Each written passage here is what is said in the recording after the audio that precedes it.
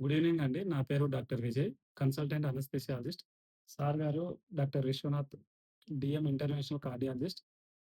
మనకు చాలామంది పేషెంట్‌లకు హార్ట్ అటాక్ వచ్చిన తర్వాత సో, స్టంట్ గురించి చాలా రకాల డౌట్స్ ఉంటాయి. సో, ఈరోజు మనం సార్ ద్వారా స్టంట్ గురించి చాలా డీటెయిల్‌గా తెలుసుకునే ప్రయత్నం చేద్దాం. Sir good evening sir. Good evening Vijay. Sir PTC అంటే ఏంటి సార్?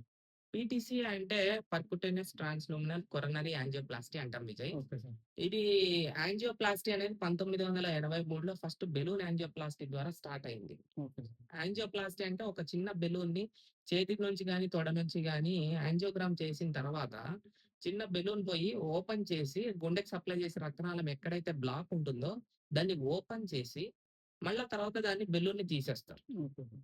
కాకపోతే ఈ బెలూన్ ఒక్కసారి ఓపెన్ అయ్యి తీసేసిన తర్వాత కొన్ని రోజులకి మళ్ళా పేషెంట్‌లకు మళ్ళా మూసుకుపోయి, మళ్ళా హార్ట్ అటాక్స్ అనేటివి వచ్చాయి. Okay sir. కాబట్టి దాని తర్వాత అలాగే ఉండేటట్టు రక్తనాళం ఓపెన్ ఉండేటట్టు ఒక మెటల్ ట్యూబ్ అనేది పెట్టడం స్టార్ట్ చేశారు. దాన్నే స్టంట్ అంటాం. Okay sir. Bare metal stent అనేది ఫస్ట్ స్టార్ట్ అయింది. ఓకే. అంటే ఒక చిన్న మెటల్‌ని కట్ చేసి దాన్ని నీట్‌గా అవసరమైన సైజుల్లో దాన్ని లోపలికి తీసుకెళ్ళి అక్కడ ఎక్కడైతే రక్తనాళం బ్లాక్ ఉంటదో అక్కడ కరెక్ట్‌గా ఆ లెవెల్‌లో తీసుకెళ్ళి యాంజియోగ్రామ్ సహకారంతో మనం దాన్ని అక్కడ ఓపెన్ చేసేసి మళ్ళా తీసేస్తాం. అక్కడ స్టంట్ అనేది అక్కడే నిలబడిపోతుంది బాడీలో. Okay sir. సో, ఆ విధంగా స్టార్ట్ చేసాం. ఓకే. తర్వాత జనరేషన్ బేర్ మెటల్ స్టంట్స్ అంటాం. ఓకే. ఈ బేర్ మెటల్ స్టంట్స్ ద్వారా వచ్చిన ప్రాబ్లమ్స్ ఏంటంటే కొన్నేళ్లకి పేషెంట్‌కి అక్కడ ఎక్కువ కొవ్వు పేరుకోవడము, ఎక్కువ రియాక్షన్స్ రావడము, ఓకే సార్. అక్కడ ద్వారా మజిల్ హైపర్ట్రోఫీ జరిగి అక్కడ ఉండే రక్తనాళం మళ్ళా సన్నగా అవ్వడము, కొవ్వు పేరుకోవడము, రక్తం గడ్డలు కట్టడం అనేటివి జరిగాయి. ఓకే. కాబట్టి నెక్స్ట్ ఏం చేశారంటే డ్రగ్ ఎల్యూటింగ్ స్టంట్స్ అనేటివి డిస్కవర్ చేశారు. Okay sir. Drug eluting stents అంటే అక్కడ కాన్స్టాంట్‌గా ఈ హైపర్ట్రోఫీ గాని ఇవన్నీ బ్లడ్ క్లాట్ కాకుండా మందనేది రిలీజ్ అవుతూ ఉంటుంది స్టంట్‌లో. Okay sir. దాన్ని డ్రగ్ ఎల్యూటింగ్ స్టంట్ అంటాం. హుహు. సైరోలిమాస్, ఎవరోలిమాస్ అనే డ్రగ్స్ ఉంటాయి. అవి కాన్స్టాంట్‌గా ఆ పాలిమర్‌లో నుంచి రిలీజ్ అయితూ ఉంటాయి.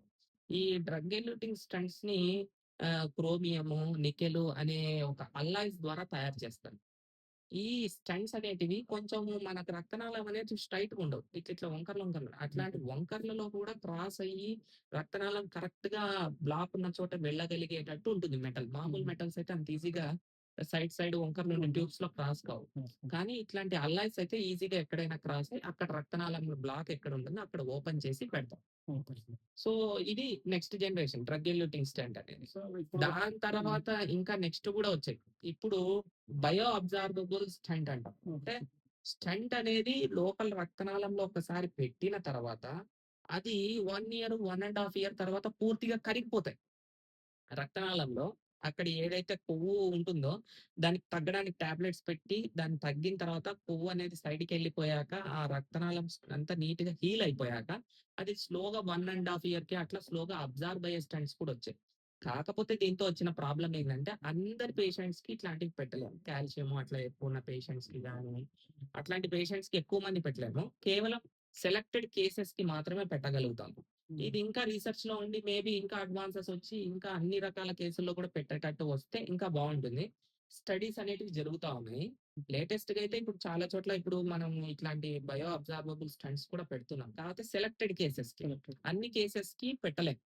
తర్వాత డ్రగ్ ఎల్యూటింగ్ బెలూన్స్ కూడా వచ్చాయి. అంటే మామూలు బెలూన్ కాకుండా బెలూన్ చుట్టూ కొంచెం పొరలాగా మందుంటుంది. ఓకే. ఆ మందు ద్వారా కూడా అక్కడ రక్తనాళాన్ని ఓపెన్ చేసి తీసేటటువంటివి వచ్చాయి. ఇవన్నీ న్యూవర్ టెక్నిక్స్. ఓకే. అంటే కొత్త అడ్వాన్సెస్ అన్నమాట.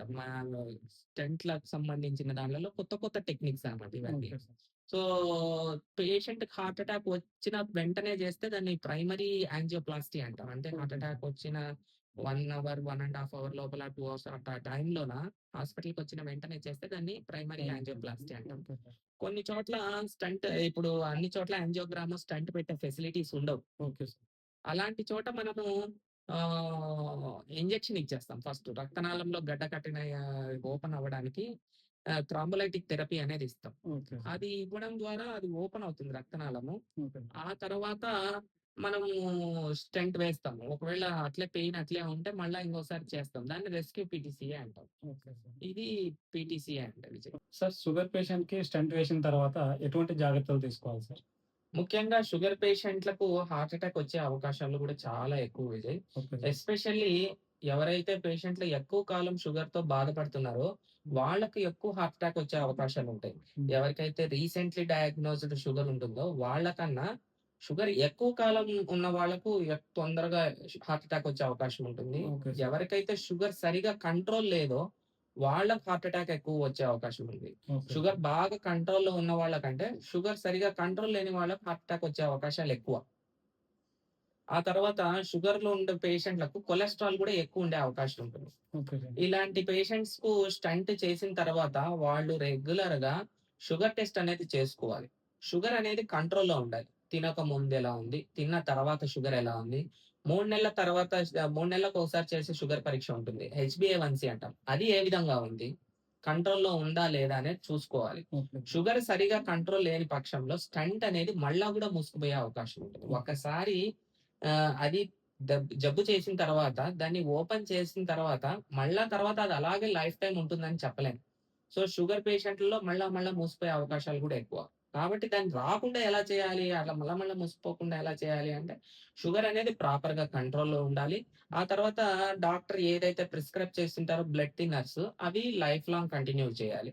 ఈ 2 జాగ్రత్తలు తీసుకోవాలి. వాళ్ళ జీవన శైలి అనేది గూడా కరెక్ట్‌గా ఉండాలి. సరైన ఆహారము, సరైన ఎక్సర్‌సైజ్, షుగర్ కంట్రోల్‌లో ఉందా లేదా? రెగ్యులర్ డాక్టర్ విజిట్స్ ఉన్నాయా లేదా? ఈ విధంగా హ్మ్. జాగ్రత్తలు తీసుకుంటే షుగర్ పేషెంట్స్‌కి హార్ట్ అటాక్ వచ్చిన తర్వాత మళ్ళా ఇంకోసారి రాకుండా ప్రివెంట్ చేయొచ్చు.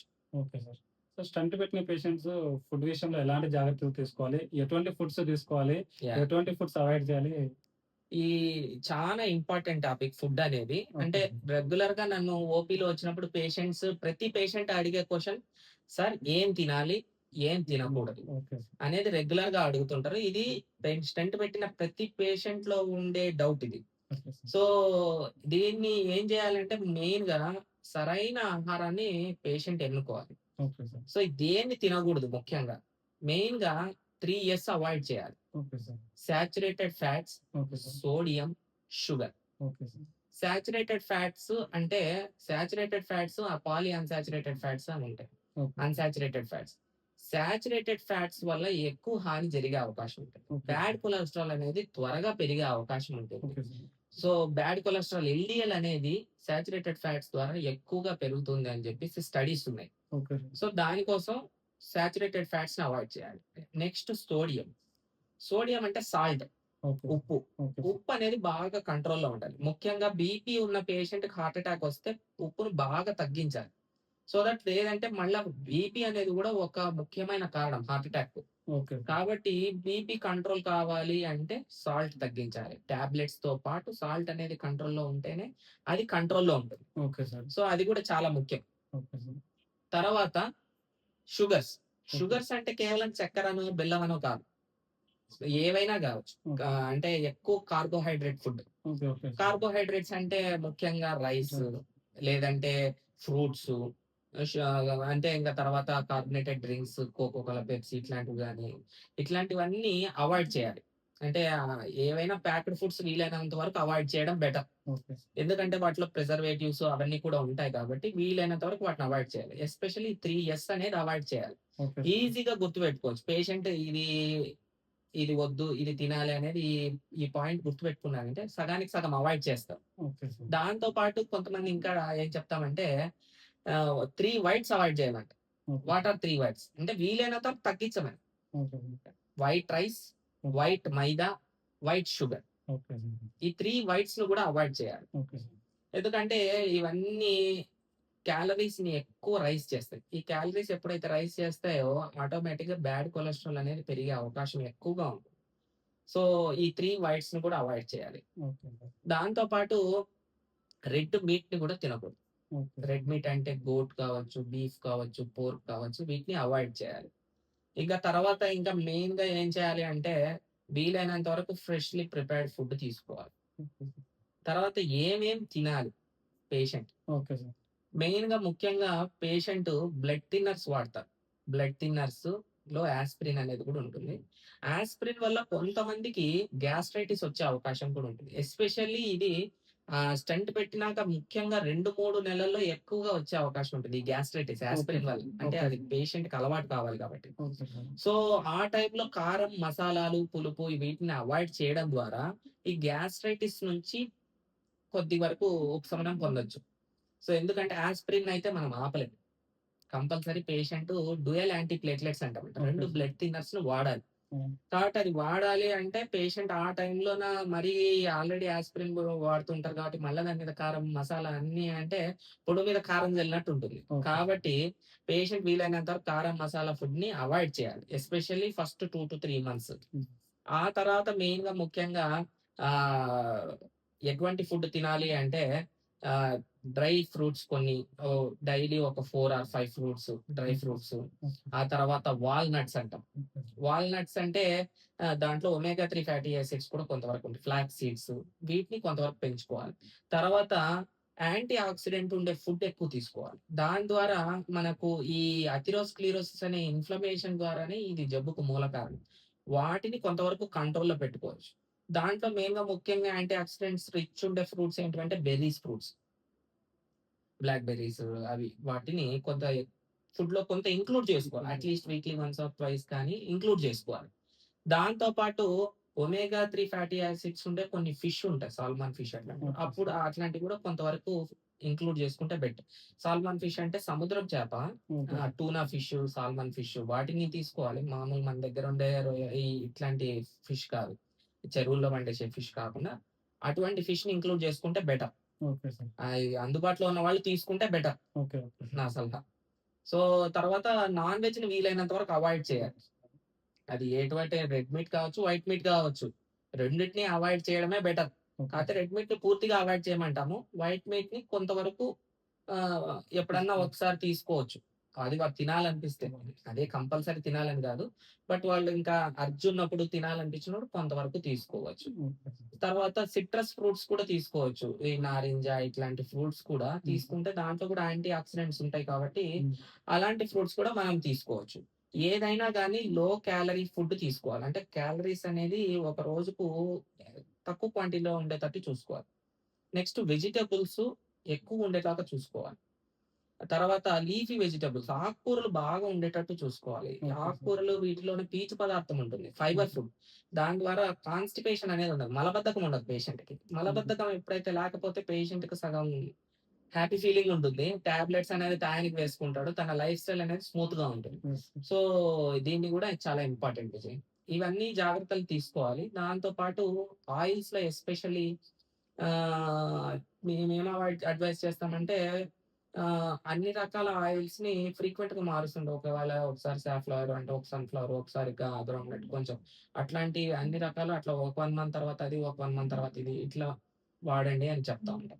Okay sir. ఏదైనా కానీ oil should be limited. Okay but sir. That two కొంచెం చేంజ్ చేంజ్ చేసుకుంటే చేస్తాం. బెటర్. అది. సార్ స్టంట్ వేసిన తర్వాత పేషెంట్స్ మీరు టాబ్లెట్స్ రాస్తారు కదా సార్! అది వాళ్ళు లైఫ్ లాంగ్ వాడాలనా సార్? స్టంట్ వేసిన తర్వాత ముఖ్యంగా డ్యూయల్ యాంటీ ప్లేట్లెట్ థెరపీ అంటాం. అంటే 2 ఓకే సార్. బ్లడ్ థిన్నర్స్ అనేది పెడతాం. అంటే లోపల బాడీలోన ఇది ఫారెన్ బాడీ. స్టంట్ అనేది మన బాడీలో ఉండే పార్ట్ కాదు. అవును సార్. కాబట్టి దాన్ని అది లోపల అదే విధంగా ఉండాలి. దాని పైన ఒక పొర ఫార్మ్ కావాలి అంటే లోపల ఎండోథీలియం అంటాం. అది దాని ఓకే. పైన పొర ఫార్మ్ కావాలి బాడీలో కొంతవరకు అంటే మెయిన్‌గా డ్యూయల్ యాంటీ ప్లేట్లెట్ థెరపీ అనేది ఫస్ట్ 1 ఇయర్ తప్పకుండా పెడతాం. ఆ తర్వాత బ్లడ్ థిన్నర్ డోస్‌లనేవి కొంచెం తగ్గిస్తాం. మెయిన్‌గా ఇది తీసుకోవాలి. తర్వాత కొలెస్ట్రాల్‌కి సంబంధించిన టాబ్లెట్. Okay sir. కొలెస్ట్రాల్ సంబంధించిన టాబ్లెట్ కూడా లైఫ్ లాంగ్ కంటిన్యూ చేయాలి. కొలెస్ట్రాల్ తగ్గిన తర్వాత గూడా, నార్మల్ అయిన తర్వాత గూడా అది కంటిన్యూ చేయాలి. లేదంటే మళ్ళా ఇంక్రీజ్ అయ్యే అవకాశం ఈ హార్ట్ అటాక్ పేషెంట్‌లలో ఎక్కువగా ఉంటుంది. ఓకే ఆ సార్. తర్వాత మళ్ళా స్టంట్‌లు మూసుకుపోయి అది ఇంకా పెద్ద ప్రమాదానికి దారితీస్తుంది. Okay sir. దానికన్నా ఇది వాడుతూ ఉంటే మళ్ళా ఇంకోసారి హార్ట్ అటాక్ వచ్చి హార్ట్ అనేది మజిల్ అనేది వీక్ అయితూ పోకుండా ఉంటుంది. కాబట్టి హ్మ్. అది కంటిన్యూ చేయాలి. షుగర్ ఉన్న పేషెంట్‌లు షుగర్ లైఫ్ లాంగ్ కంటిన్యూ చేయాలి. షుగర్ కంట్రోల్‌లో పెట్టుకోవాలి. తర్వాత బీపీ ఉన్న పేషెంట్ బీపీకి సంబంధించిన టాబ్లెట్స్ వాడాలి. ఒకవేళ బీపీ బాగా కంట్రోల్‌లో ఉందంటే స్లోగా డోసెస్ తగ్గించి, ఆ తర్వాత స్టాప్ చేయొచ్చా లేదా అనేది డాక్టర్ కన్సిడర్ చేసి చూసి చెప్తారు. సార్ స్టంట్ వేసిన తర్వాత పేషెంట్స్‌కి మెరైటల్ లైఫ్ ఎలా ఉంటుంది సార్? ఈ క్వెషన్ గూడా చాలా మంది పేషెంట్స్ ఫ్రీక్వెంట్‌గా అడిగే క్వెషన్. అంటే స్టంట్ వేసిన తర్వాత, హార్ట్ అటాక్ వచ్చిన తర్వాత మేము సెక్స్‌లో పాల్గొనొచ్చా అని చాలా మంది పేషెంట్స్ వచ్చి అడుగుతూ ఉంటారు. Yes sir. ఆ! మెయిన్‌గా ఈ మ్యారిటల్ లైఫ్‌లో పేషెంట్స్ ఒక 2 వీక్స్ కానీ, 3 వీక్స్ కానీ హార్ట్ అటాక్ వచ్చిన తర్వాత గ్యాప్ ఇచ్చి ఆహ్, పాల్గొంటే పర్వాలేదు. కాకపోతే వెంటనే హార్ట్ అటాక్ వచ్చిన వెంటనే ఉంటే కొద్దిగా రిస్క్ ఉంటుంది. ఒక 2-3 వీక్స్ గ్యాప్ ఇస్తే ఓకే సార్. బెటర్. అందులోన ఎక్కువ ఎక్సర్షన్ ఉండే పోస్చర్స్‌ని అవాయిడ్ చేయాలి. Okay sir. అంటే ఏదైనా సింపుల్ పోస్చర్స్‌నే కొద్దిగా ఉంటే బెటర్ గానీ, ఎక్కువ ఎక్సర్షన్ చేస్తే హార్ట్ మీద భారం పడే అవకాశం ఉంటుంది కాబట్టి, అలాంటి వాటిని అవాయిడ్ చేయాలి. స్టెంట్ వేసిన తర్వాత ఈ పేషెంట్స్ డ్రైవింగ్ చేయొచ్చా సార్? స్టంట్ వేసిన తర్వాత పేషెంట్స్ డ్రైవింగ్ నేనేం చెప్తానంటే స్టంట్‌లో కొంతమందికి హార్ట్ అటాక్ రాకముందే రక్తనాళాల్లో బ్లాక్ ఉంది, ఆయాసం ఉంది, నొప్పి ఉంది అని స్టంట్ పెట్టించుకుంటారు. అలాంటి పేషెంట్స్‌కి ఒక 1 వీక్ గ్యాప్ ఇచ్చి డ్రైవింగ్ చేసుకోమని చెప్తారు. ఓకే. కానీ హార్ట్ అటాక్ వచ్చిన తర్వాత స్టంట్ పెట్టించుకున్న పేషెంట్‌లకు మాత్రం వీలైనంత వరకు ఒక 2-3 మంత్స్ డ్రైవింగ్‌ని అవాయిడ్ చేయమని చెప్తాం. అంటే హెవీ వెయిట్ బైక్స్ కానీ అట్లాంటివి అవాయిడ్ చేయాలి మెయిన్‌గా. సింపుల్ వెయిట్ ఉండే బైక్స్ గానీ, సింపుల్ డ్రైవింగ్ కార్ గానీ హ్మ్. అట్లాంటివైతే పర్వాలేదు. అది కూడా 2-3 మంత్స్ తర్వాత అడ్వైస్ చేస్తాం. ఇమ్మీడియేట్‌గా అంటే మాత్రం కొంత రిస్క్‌తో కూడుకున్నది. Okay sir. సార్ ఈ స్టంట్ వేయించుకున్న పేషెంట్స్ ఫ్లైట్ జర్నీ లాంటివి చేయొచ్చా సార్? ఫ్లైట్ జర్నీ అనేది ఎస్పెషల్లీ ఫస్ట్ 1 వీక్ మాత్రము ప్రిఫర్ చేయము.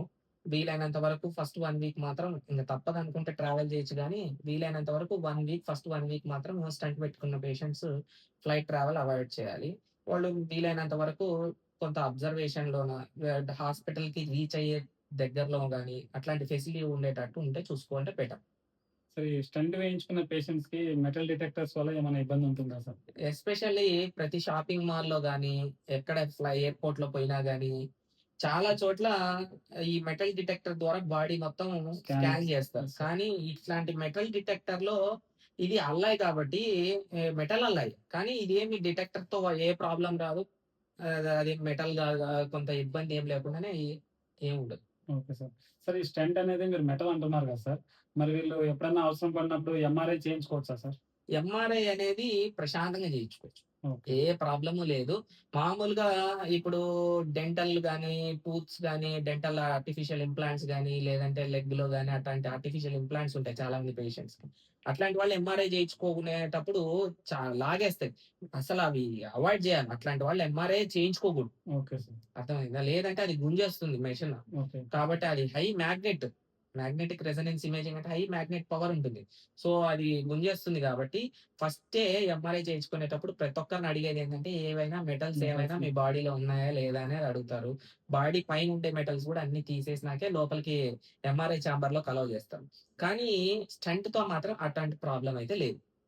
సో, ఈ స్టంట్ పేషెంట్‌లకు వేసిన తర్వాత ఈ ఫ్యూచర్‌లో మళ్ళీ మూసుకుపోయే ఛాన్సెస్ ఉంటాయా సార్? స్టంట్ వేసిన తర్వాత మళ్ళీ మూసిపోయే అవకాశం ఉంది. అది కేవలం పేషెంట్ ఎంత మంచిగా స్టంట్ ప్లేస్ చేసినా బ్లాక్‌లో అది మళ్ళా మూసిపోయే అవకాశం ఉంటుంది. ఎస్పెషల్లీ ఎవరికెక్కువ మూసిపోయే అవకాశం ఉంటుంది అంటే 3 కన్నా ఎక్కువ స్టంట్లు వాడిన పేషెంట్‌లకి, పెద్ద ఓకే పెద్ద సార్. స్టంట్లు వాడిన వాళ్ళకి, లేదు అంటే షుగర్ కంట్రోల్ లేకుండా ఉన్న పేషెంట్‌లకి. హ్మ్. ఇట్లాంటి వాళ్ళకు మూసిపోయే అవకాశాలెక్కువ. ఎస్పెషల్లీ షుగర్, కొలెస్టరాల్ అనేది ముఖ్యమైన పాత్ర పోషిస్తాయి. మళ్ళా మూసిపోవడానికి.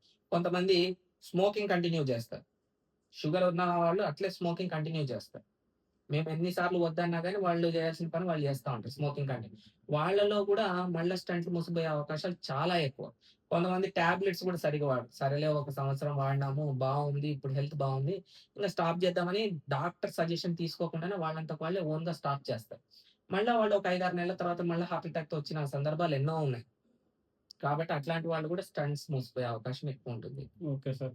సార్ అంటే ఈ స్టంట్స్ వేసిన తర్వాత యావరేజ్ లైఫ్ అంటే మీరు చెప్పిన జాగ్రత్తలన్నీ పాటిస్తే సో, యావరేజ్ లైఫ్ ఎంత వరకు రావచ్చు సార్ మీరు స్టంట్ ఏసిన తర్వాత? స్టంట్ వేసిన తర్వాత యావరేజ్ లైఫ్ అనేది అట్లా ఏముండదు. చాలా ఏళ్ల వరకు ఇప్పుడు లేటెస్ట్ స్టంట్స్ అనేటివి చాలా ఏళ్ల వరకు మన్నికుంటాయి. ఒక్కసారి వేసిన తర్వాత. కాకపోతే పేషెంట్ టాబ్లెట్స్ ఎంత బాగా వాడుతున్నాడు, కొలెస్టరాల్ అనేది బ్యాడ్ కొలెస్టరాల్ ఎంత బాగా కంట్రోల్ చేసుకున్నారు, హ్మ్.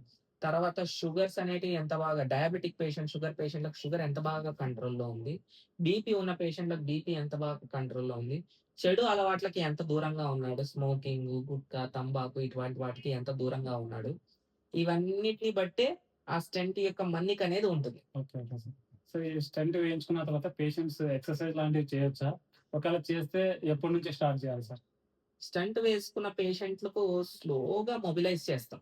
హాస్పిటల్‌లో ఉన్నప్పుడే కొంతవరకు వాక్ చేయడము, కొంచెం ఫస్ట్ కూర్చోబెట్టడము, ఆ తర్వాత కొద్దిగా వాక్ చేయడము, ఇవన్నీ ట్రైన్ చేస్తాం. ఓకే. అవన్నీ ట్రైన్ చేసిన తర్వాత గూడా స్లోగా గ్రేడెడ్‌గా ఎక్సర్‌సైజ్ ఇంక్రీజ్ చేయమంటాం. ఓకే. వాకింగ్ అనేది best type of aerobic exercise for heart attack patient. Walking అనేది స్లోగా ఇంక్రీజ్ చేయమంటాం. వాళ్ళ ఓన్ పేస్‌తో అయినా గాని స్టార్ట్ చేయమంటాం. అంటే వాళ్ళు ఎంత నడవగలరో, ఎంత స్పీడ్‌తో నడవగలరో అంత స్పీడ్‌తో నడవమంటాం. వాళ్ళు ఎంత చేతనైతుందో అంతసేపు నడవమంటాం. స్లోగా దాన్ని ఇంక్రీజ్ చేయమంటాం. తర్వాత ఒక 30-45 మినిట్స్ ఒక పర్ డే వాకింగ్ చేసేటట్టు చేయమంటాం. ఆ తర్వాత కొంత బ్రిస్క్ వాకింగ్ అంటే కొంచెం మరి స్పీడ్ వాక్ కాకుండా బ్రిస్క్ వాక్ చేయమంటాం. ఆ విధంగా చేసుకుంటే ఇంక్రీజ్ చేసుకోమంటాం. ఆ విధంగా వాకింగ్ అనేది చేసుకుంటే హార్ట్ ఇంప్రూవ్‌మెంట్ కూడా చాలా బావుంటది. Sir last doubt sir. ఈ చెప్పండి. స్టంట్ వేయించుకున్న పేషెంట్స్‌కి దగ్గు రావడం వలన, తుమ్ము రావడం వలన లోపల స్టంట్ ఏమన్నా కదలడం గాని, ఏమన్నా ఇబ్బంది అవ్వడం గాని ఏమన్నా జరుగుతుందా సార్? ఈ డౌట్ కూడా నన్ను చాలా మంది అడిగారు విజయ్. అంటే స్టంట్ వేసిన తర్వాత తుమ్మడం ద్వారా, దగ్గడం ద్వారా అది అటు ఇటు జరగడం గాని, అది ఏదైనా జరుగుతుందని చాలా మందికి అనుమానం ఉంది. కాకపోతే అటువంటిది ఏది జరగదు విజయ్. ఒకసారి స్టంట్ నీట్‌గా దానికి రక్తనాళానికి అతుక్కునేలాగా స్టంట్ పెడతాము. కాబట్టి అది ముందుకు గాని, వెనక్కడం గాని జరగడం అనేది కదలడం జరగదు విజయ్. జరగదు. Okay. Thank you sir. Thank you so much. అసలు హార్ట్ అటాక్ వచ్చిన పేషెంట్‌లకు స్టంట్ వేసిన తర్వాత ఎలాంటి జాగ్రత్తలు తీసుకోవాలి? ఎటువంటి ఫుడ్స్ తీసుకోవాలి? వాళ్ళకుండే డౌట్స్ అన్నీ ఈ వీడియోలో చాలా క్లియర్‌గా చెప్పారు సార్.